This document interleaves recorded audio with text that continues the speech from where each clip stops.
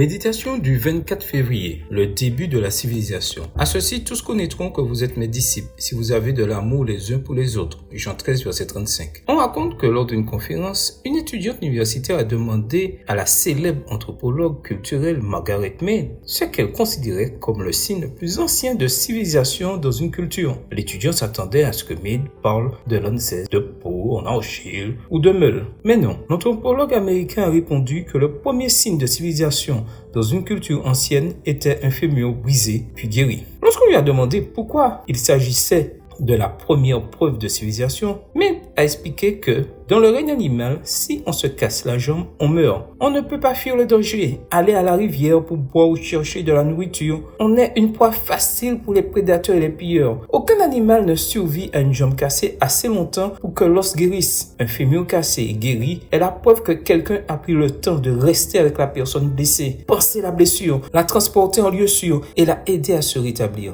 Mead a déclaré qu'aider quelqu'un dans le besoin est le point de départ de la civilisation de notre espèce. En lisant cette anecdote, j'ai pensé à combien le monde serait différent si nous mesurions nos progrès non pas par l'économie ou l'accès à l'éducation, mais par le niveau de compassion que nous sommes capables de manifester envers nos semblables. Bien entendu, cette norme n'est pas facile à atteindre. Le premier à guérir un fémur devait rester sur place et s'exposer au danger pour assurer la survie d'un de ses semblables. En y réfléchissant, j'ai réalisé que la réponse de Mead est un écho direct des paroles du Christ il y a environ 2000 ans, lors de la dernière scène, lorsqu'il indiqua que la meilleure preuve du christianisme était l'amour du prochain. Bien sûr, manifester un amour comme celui du Christ comporte aussi des risques. Suivez l'exemple de celui qui a dit qu'il n'y a pour personne de plus grand amour que de donner sa vie pour ses amis, Jean 15, verset 13, implique d'aimer et de prendre soin de son prochain au risque d'exposer sa propre vie. Mais c'est d'un tel amour dont notre monde a besoin aujourd'hui. Non seulement des soins qui accompagnent le fait d'être des êtres humains civilisés, mais aussi du sacrifice qui accompagne le fait d'être chrétien. Accepteras-tu le défi aujourd'hui? Amen. Bonne journée à toi et que le Seigneur te bénisse.